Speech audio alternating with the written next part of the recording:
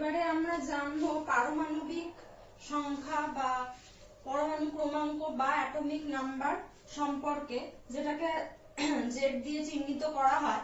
তো পারমাণবিক সংখ্যা বা অ্যাটমিক নাম্বার বা পরমাণু ক্রমাঙ্ক কাকে বলে? যে কোনো মৌলের পরমাণু নিউক্লিয়াসে অবস্থিত ধনাত্মক আধানের মোট যে একক সংখ্যা সেটাকেই ওই মৌলের পারমাণবিক সংখ্যা বা পরমাণু ক্রমাঙ্ক বলা হয়। তাহলে এটার মান কি? নিউক্লিয়াসে উপস্থিত মোট প্রোটন সংখ্যা অথবা পরমাণু স্তরিত পরমাণুতে অবস্থিত নিউক্লিয়াসের বাইরের কক্ষপথে ইলেকট্রনের যে মোট সংখ্যা সেটা সমান হয়। তার মানে কি? মোট প্রোটন সংখ্যা ইকুয়াল টু মোট ইলেকট্রন সংখ্যা যেটা, সেটাই হচ্ছে পারমাণবিক সংখ্যা বা পরমাণু ক্রমাঙ্ক বা অ্যাটমিক নাম্বার। এটাকে জেড দিয়ে চিহ্নিত করা হয়। আর ভর সংখ্যা কোনটা? ভর সংখ্যা হচ্ছে যেটাকে ইংলিশে বলে মাস নাম্বার বা এ দিয়ে চিহ্নিত করা হয়। কোন মৌলের, কাকে বলে এটা সংজ্ঞাটা? কোন মৌলের নিউক্লিয়াসে অবস্থিত প্রোটন সংখ্যা এবং নিউট্রনের সংখ্যার যে মোট সমষ্টি সেটাকে আমরা কি বলছি? ভর সংখ্যা। তাহলে ভর সংখ্যা মানে এ ইকুয়াল টু কি হবে? প্রোটন সংখ্যা মানে জেড প্লাস নিউট্রন সংখ্যা মানে ক্যাপিটাল এন। তো কোন মৌলের ভর সংখ্যা, পরমাণুর ভর সংখ্যা যদি এ হয়, প্রোটন সংখ্যা যদি জেড হয় আর নিউট্রন সংখ্যা যদি এন হয়, তাহলে A equal to Z plus N হবে। ধরলাম যে সোডিয়াম পরমাণু নিউক্লিয়াসে 11টা প্রোটন রয়েছে, হ্যাঁ, নিউট্রন সংখ্যা রয়েছে 12টা। তাহলে এর ভর সংখ্যা কত হবে? এর ভর সংখ্যা হবে জেড প্লাস এন, মানে প্রোটন সংখ্যা 11 রয়েছে আর নিউট্রন সংখ্যা বলে দেওয়া আছে থাকবে যে 12। তাহলে যোগ করলে ভর সংখ্যা বেরিয়ে যাবে 11 প্লাস 12 ইজ ইকুয়াল টু 23। এইটাই হচ্ছে সোডিয়াম পরমাণুর ভর সংখ্যা। এবার কোন মৌলের চিহ্ন দেওয়া আছে, ভর সংখ্যা দেওয়া আছে আর পারমাণবিক সংখ্যা যদি দেওয়া থাকে, তাহলে এগুলোর সাহায্যে পরমাণু নিউক্লিয়াসকে কিভাবে চিহ্নিত করা হয়? নিয়ম যেটা, মৌলের চিহ্ন ধরলাম এক্স, ভর সংখ্যা ধরেছি এ, পারমাণবিক সংখ্যা হচ্ছে জে। তাহলে মৌলের পরমাণুর চিহ্নের বাম দিকে নিচের দিকে থাকবে হচ্ছে মৌলের পারমাণবিক সংখ্যা বা অ্যাটমিক নাম্বার। আর পরমাণু নিউক্লিয়াসের চিহ্নের বাম দিকে বা ডান দিকে উপরে থাকবে ভর সংখ্যা। তো এইভাবে লিখে নির্দিষ্ট ভরযুক্ত পরমাণুটিকে প্রকাশ করা হয়। তাহলে মৌলের চিহ্ন যদি এক্স হয়, ভর সংখ্যা যদি এ হয়, তাহলে পারমাণবিক সংখ্যা যদি জেড হয়, তাহলে প্রথমে নিউক্লিয়াসকে তাহলে কিভাবে চিহ্নিত করা হবে? এক্স লেখা হবে, লিখে বাম দিকে নিচে লেখা হবে জেড, আর উপরে বাম দিকেও লেখা যেতে পারে বা ডান দিকেও উপরে এ লেখা যেতে পারে।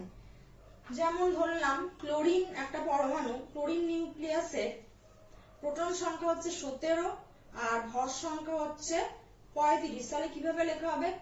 ক্লোরিনের চিহ্ন আমরা জানি সিএল, সিএল লিখে বাম দিকে নিচের দিকে লেখা হবে 17 আর উপরের দিকে, সেটা বাম দিকেও হতে পারে ডান দিকেও হতে পারে, তখন সেখানে লেখা হবে এটার ভর সংখ্যা মানে 35। তাহলে এটা নিউট্রন সংখ্যা কত হবে? নিউট্রন সংখ্যা হবে 35 মাইনাস 17, সেটা হচ্ছে 18। তো এইটাই হচ্ছে পারমাণবিক সংখ্যা আর ভর সংখ্যা। তাহলে পারমাণবিক সংখ্যা আমরা কি দেখলাম?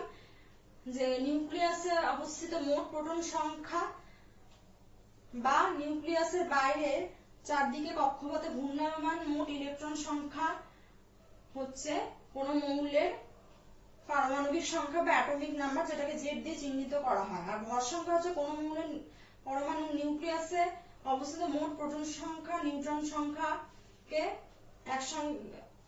সংখ্যার সমষ্টি, সেটাকে আমরা কি বলছি? ভর সংখ্যা বা মাস নাম্বার বা এ।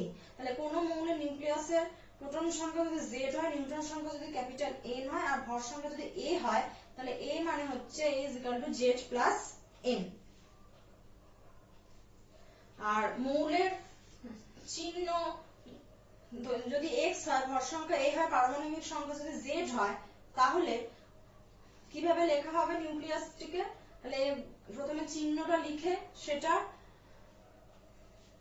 নিচের দিকে নিচে বাঁ দিকে লিখতে হয় পারমাণবিক সংখ্যা বা অ্যাটমিক নাম্বার, আর উপরে বাঁ দিক অথবা ডান দিকে লিখতে হয় ভর সংখ্যা বা মাস নাম্বার।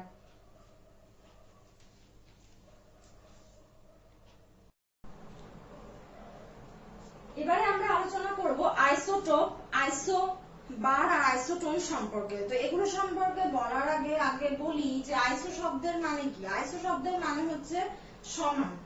তো আইসোটোপের মানে কি, আইসোটোপ বা সমস্থানিক, মানে একই অবস্থান। টোপোস মানে হচ্ছে পজিশন বা অবস্থান। তো বিজ্ঞানী স্টডি লক্ষ্য করেছিলেন যে একই মৌলের বিভিন্ন পরমাণু নিউক্লিয়াসে সমান সংখ্যক প্রোটন কিন্তু বিভিন্ন সংখ্যক নিউট্রন থাকতে পারে। তো এর জন্য কি হয়, পরমাণু ক্রমাঙ্ক বা পারমাণবিক সংখ্যা সেটা সমান হয় কিন্তু ভর সংখ্যা আলাদা হয়। এখানে যেহেতু প্রোটন সংখ্যা সমান থাকছে তার মানে কি ইলেকট্রন সংখ্যা সমান থাকছে। তো এটার জন্য কিন্তু এদের রাসায়নিক ধর্মের কোনো পরিবর্তন ঘটে না। যেটা পরিবর্তন হয় যেহেতু ভর সংখ্যা আলাদা হয়ে যাচ্ছে, নিউট্রন সংখ্যা আলাদা হওয়ার জন্য যেহেতু ভর সংখ্যা আলাদা হয়ে যাচ্ছে, তাই ভর সংখ্যা সংক্রান্ত যে ভৌত ধর্মগুলো রয়েছে বা আইসোটোপের যে ভৌত ধর্ম মানে ভর সংক্রান্ত সেগুলো সেই সমস্ত ধর্মের তারতম্য ঘটে। তাহলে এর সংজ্ঞাটা কি হবে, একই মৌলের একই পরমাণু ক্রমাঙ্ক বা পারমাণবিক সংখ্যা কিন্তু ভিন্ন ভিন্ন ভর সংখ্যা যুক্ত বিভিন্ন পরমাণুগুলিকে কি বলছে, আইসোটোপ বলছে। যেমন উদাহরণ দেখি, উদাহরণ যেটা প্রথম যেটা সাধারণ হাইড্রোজেন যেটাকে প্রোটিয়াম বলে, আর তারপরটা হচ্ছে ডয়টেরিয়াম, আর তারপরটা হচ্ছে ট্রিশিয়াম। তো এই তিনটে হচ্ছে পরস্পরের আইসোটোপ, যেখানে আমরা দেখতে পাচ্ছি যে প্রত্যেকটা ক্ষেত্রেই সাধারণ হাইড্রোজেন, ডয়টেরিয়াম আর ট্রিশিয়ামের প্রোটন সংখ্যা হচ্ছে 1। তার মানে এটা তিনটে ক্ষেত্রে দেখলাম প্রোটন সংখ্যা সমান, কিন্তু নিউট্রন সংখ্যা আলাদা হওয়ার জন্য এদের ভর সংখ্যা কিন্তু আলাদা হয়ে যাচ্ছে। সাধারণ হাইড্রোজেনে যেহেতু কোনো নিউট্রন নেই তাই এর ভর সংখ্যা প্রোটন সংখ্যারই সমান হবে, এর ভর সংখ্যা হবে 1। আর ডয়টেরিয়াম যেটাকে ডি দিয়ে চিহ্নিত করা হয় সেটার ভর সংখ্যা হবে 2, কারণ এখানে একটা নিউট্রন রয়েছে আর একটা প্রোটন রয়েছে, তাহলে 1 + 1 = 2। আর ট্রিশিয়াম বা যেটাকে আমরা টি দিয়ে চিহ্নিত করি সেইটা প্রোটন সংখ্যা হচ্ছে 1 আর ভর সংখ্যা হচ্ছে 3। তার মানে এই আইসোটোপে দুটো নিউট্রন রয়েছে, তাহলে 2 + 1 = 3। এবার আসি আইসোবার। আইসোবারে কোনটা সমান হয়, আইসোবারে সমান হবে ভর সংখ্যা, কিন্তু কি আলাদা হবে, এদের প্রোটন সংখ্যা আলাদা হবে। তাহলে বিভিন্ন প্রোটন সংখ্যা আলাদা হওয়া মানে কিন্তু পরমাণু ক্রমাঙ্ক বা পারমাণবিক সংখ্যা আলাদা হয়ে যায়। তাহলে বিভিন্ন পরমাণু ক্রমাঙ্ক বিশিষ্ট কিন্তু একই ভর সংখ্যা যুক্ত বিভিন্ন মৌলের পরমাণুগুলিকে পরস্পরের আইসোবার বা সমভর বলে। তাহলে আইসোবারে তাহলে কোনটা সমান থাকছে, ভর সংখ্যা সমান থাকছে, আর আলাদা কোনটা হচ্ছে, প্রোটন সংখ্যা আলাদা হচ্ছে। তাহলে উদাহরণ একটা দেখি যে আর্গন আর ক্যালসিয়াম। তো আর্গন আর ক্যালসিয়ামে আমরা দেখতেই পাচ্ছি যে আর্গনের হচ্ছে প্রোটন সংখ্যা 18 আর ক্যালসিয়ামের প্রোটন সংখ্যা হচ্ছে 20, কিন্তু এই দুটোর ভর সংখ্যা কিন্তু সমান। প্রত্যেকটা ক্ষেত্রেই আর্গন আর ক্যালসিয়ামের প্রত্যেকেরই ভর সংখ্যা হচ্ছে 40। আর যেহেতু এখানে প্রোটন সংখ্যা আলাদা আর ভর সংখ্যা একই, তাহলে প্রথম ক্ষেত্রে আর্গনের ক্ষেত্রে নিউট্রন সংখ্যা হবে 40 - 18 মানে 22 হচ্ছে, আর ক্যালসিয়ামের ক্ষেত্রে নিউট্রন সংখ্যা হবে 40 - 20 = 20। তাহলে ক্যালসিয়ামের নিউট্রন সংখ্যা 20 হচ্ছে আর আর্গনের নিউট্রন সংখ্যা 22 হচ্ছে, কিন্তু এদের প্রত্যেকটার ভর সংখ্যা হবে 40। তো যেহেতু এদের প্রোটন সংখ্যা আলাদা মানে পারমাণবিক ক্রমাঙ্ক বা পারমাণবিক সংখ্যা আলাদা, সেজন্য এদের কি হয়, রাসায়নিক ধর্ম কিন্তু আলাদা হয়ে যাচ্ছে। ভৌত ধর্ম এবং রাসায়নিক ধর্ম দুটোই আলাদা।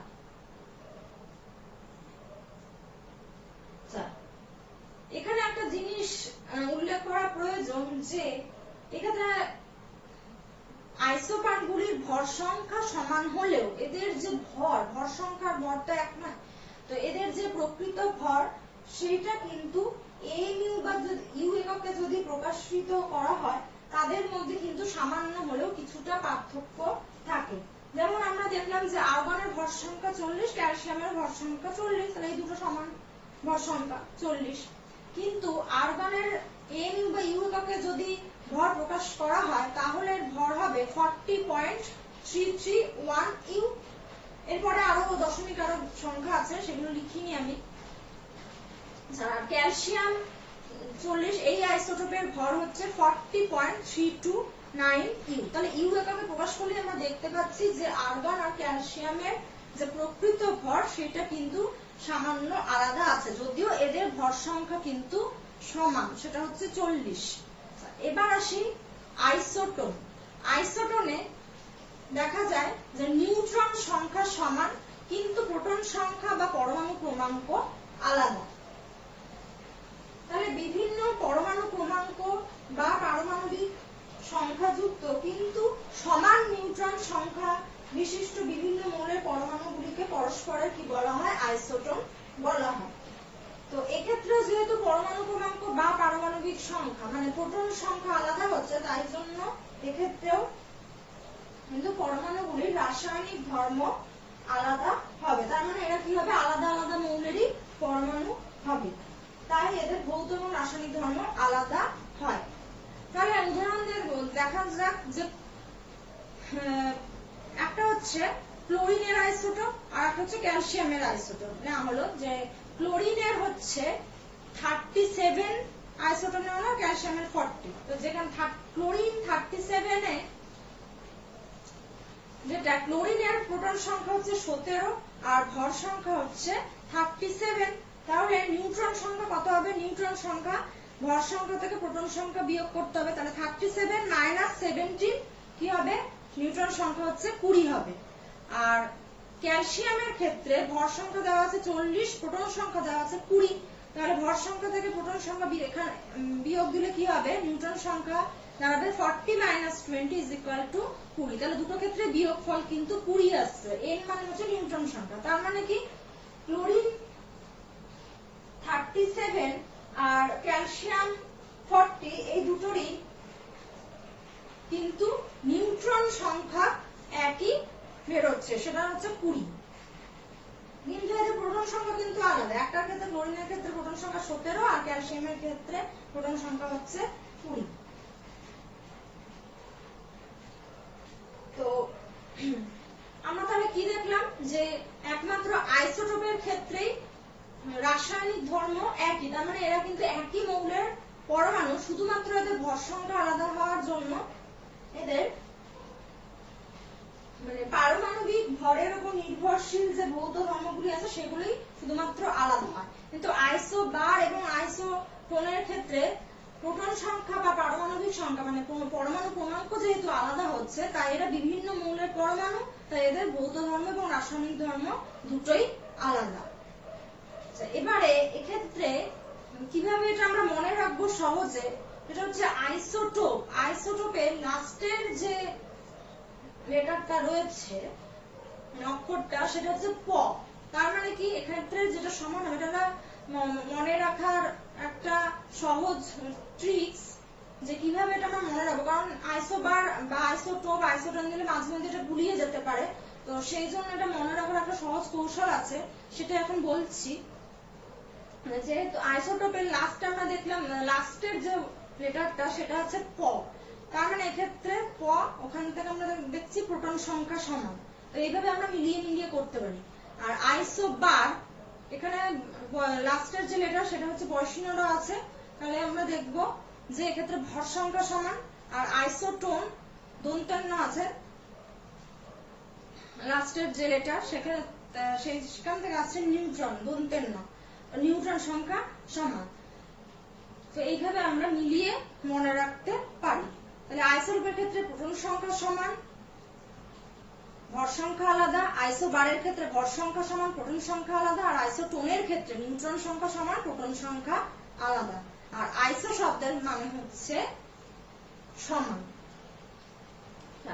এর পরের ক্লাসে আমরা নিউক্লিয় বল বা নিউক্লিয়ার ফোর্স সম্পর্কে আলোচনা করব। এবারে আমরা পড়ব নিউক্লিয় বল বা নিউক্লিয়ার ফোর্স সম্পর্কে। আমরা আগেই জেনেছি রাদারফোর্ড পরমাণু মডেল পড়ার সময় নিউক্লিয়াসের ব্যাসার্ধ 10⁻⁻14 থেকে 10⁻⁻15 মিটারের মধ্যে হয়। তো সাধারণ হাইড্রোজেন বা প্রোটিয়ামে আমরা জানি যে নিউক্লিয়াসে একটাই প্রোটন থাকে, কোনো রকম নিউট্রন কিন্তু থাকে না। কিন্তু সাধারণ হাইড্রোজেন বা প্রোটিয়াম ছাড়া বাকি যে সমস্ত মৌলের নিউক্লিয়াস রয়েছে সেই নিউক্লিয়াসে একাধিক প্রোটন আর একাধিক নিউট্রন রয়েছে এবং এটা অতি ক্ষুদ্র জায়গার মধ্যে একসঙ্গে থাকছে। প্রোটন তো এক ধনাত্মক তড়িৎ আধান বহন করে, কিন্তু নিউট্রন নিস্তড়িৎ। এবার একটা নিউক্লিয়াসে যদি একের বেশি প্রোটন থাকে, ধরলাম দুটো প্রোটন রয়েছে, তাহলে সেই দুটো প্রোটন যেহেতু ধনাত্মক আধান বহন করছে, তাহলে আমরা কি জানি সমজাতীয় আধান পরস্পরকে বিকর্ষণ করে। তাহলে দুটো প্রোটন কি করবে? পরস্পরকে বিকর্ষণ করবে। ধরলাম সেই বলের মান হচ্ছে 6 টন বল, সেই বল দিয়ে যদি এরা পরস্পরকে বিকর্ষণ করে তাহলে তো প্রোটন দুটো একে অপরের থেকে ছিটকে যাবে, তাহলে তো সেই অনুযায়ী নিউক্লিয়াস স্থায়ী হওয়ার কথা না, নিউক্লিয়াস কিন্তু ভেঙে যাবে। তাহলে পরমাণু নিউক্লিয়াসটা স্থায়ী হচ্ছে কিভাবে? তো এই প্রশ্নটা আসলো, কেন নিউক্লিয়াসটা ভেঙে যায় না? তো নিউক্লিয়াসের স্থায়িত্বের জন্যই, এটাকে ব্যাখ্যা করার জন্যই তখন নিউক্লিয় বল নামে এক বিশেষ ধরনের বলকে প্রধানত দায়ী করা হয়। তো নিউক্লিয়াসে উপস্থিত মেসন নামে এক ধরনের অবপারমাণবিক কণিকা, এটার সাহায্যেই কিন্তু প্রোটন আর নিউট্রনের পারস্পরিক রূপান্তরের ফলে এই বলের সৃষ্টি হয়। মানে প্রোটন আর নিউট্রনের পারস্পরিক রূপান্তর বলতে প্রোটন নিউট্রনে পরিণত হয় বা নিউট্রন প্রোটনে পরিণত হয়। এই রূপান্তরের সময় এই নিউক্লিয় বল বা নিউক্লিয়ার ফোর্সের সৃষ্টি হয়। আর এই বলটা যেহেতু প্রোটন এবং প্রোটন নিউট্রন এগুলোর মধ্যে কাজ করে, সেই জন্য কিন্তু নিউক্লিয়াস স্থায়ী হয়। ধনাত্মক আধানের মধ্যে বিকর্ষণ বল কাজ করলেও এরা কিন্তু নিউক্লিয়াসটা কিন্তু ভেঙে যায় না। তাহলে সংজ্ঞা হিসেবে আমরা কি বলবো? নিউক্লিয় বল বা নিউক্লিয়ার ফোর্স কাকে বলে? তা সংজ্ঞা বলবো যে বল নিউক্লিয়াসে অবস্থিত প্রোটন আর নিউট্রন কণিকা মধ্যে ক্রিয়া করে, মানে প্রোটন আর নিউট্রনকে একসঙ্গে নিউক্লিয়ন বলে।